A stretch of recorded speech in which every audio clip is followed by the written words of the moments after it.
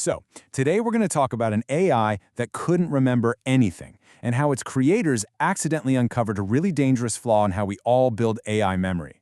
The story of what they called poor man's memory is, well, it's not at all what it seems. Right at the beginning of the research paper, you get hit with this line. It's completely counterintuitive, right? How could giving an AI part of an answer actually make it worse? This is the big mystery we're going to unravel today. So, where does this all start? Well, it's not with some grand theoretical breakthrough. It actually begins with a very real, very frustrating problem. A team that just couldn't remember a thing. You see, the researchers had built this team of 8 different AI agents. Each one had a specialty. You had one for infrastructure, one for marketing, you get the idea. And on their own, they were great. But when you put them together, total collective amnesia. Every single session was a cold start. I mean, just imagine if your best programmer forgot the entire code base every morning. The team was basically useless for any project that took more than a day. Now, you'd think the fix for this would be some super complex, multi-million-dollar memory system, right? Well, nope. The solution they found was almost an accident, and it came from just trying the absolute simplest thing they could think of. And this is it. They called it poor man's memory, or PMM for short. Seriously, forget all the fancy vector databases or complicated systems. This was literally just a bunch of simple text files, markdown files, organized by topic, like decisions we've made or lessons we've learned. And to track all the changes, they just used Git, the same tool developers use to manage code. It's shockingly simple. And here's the thing. It worked.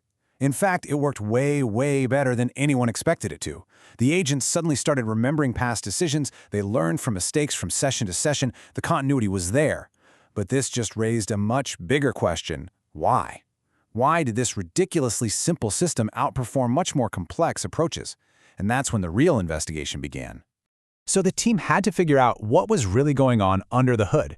They built their own way to test it, and what they found wasn't just surprising. It was a critical insight into a hidden flaw in pretty much all AI systems.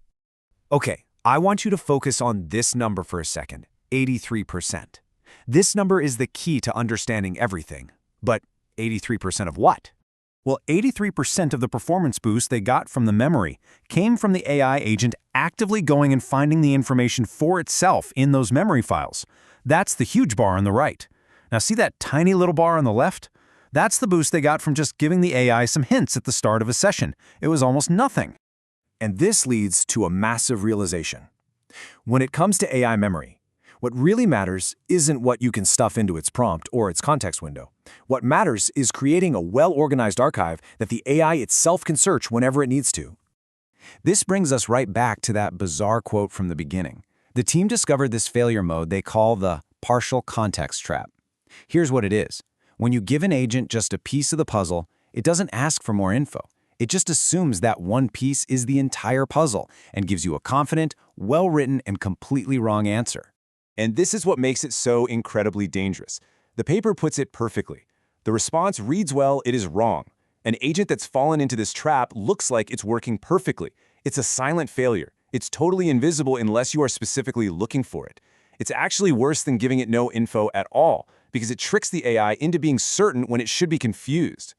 So all of these discoveries led to a whole new philosophy for building memory for AIs. You can pretty much sum it up in 3 words. Archive, not a cache. This is a huge paradigm shift. You see, traditional systems, what we usually call RAG, they basically spoon-feed information to the AI. The system tries to guess what's relevant and just hands the AI these little snippets. The AI is a passive consumer, but with poor man's memory, the AI becomes an active participant. It decides what's relevant. It goes and reads the full files. It's in control of its own memory. The whole system really just boils down to these 3 core ideas. First, a good logical structure replaces the need for a complex search algorithm. If the files have clear names and are organized well, the agent just knows where to look. Second, simple tools like Git replace heavy, expensive infrastructure. And third, and this is the most important one, the agent's own judgment replaces some automated ranking algorithm. The AI is the one deciding what matters. So the big takeaway here for anyone building with AI is this. Stop trying to cram everything into the prompt. Instead, focus on building a really well-organized, searchable archive. And then, this is the crucial part, tell your AI that the archive is there and let it do the work. Okay, so we've gone through the what, the why, and the how of poor man's memory. But there's one last absolutely incredible piece to this story. It's a twist that completely changes how you look at this entire project. I mean, you have to wonder, right?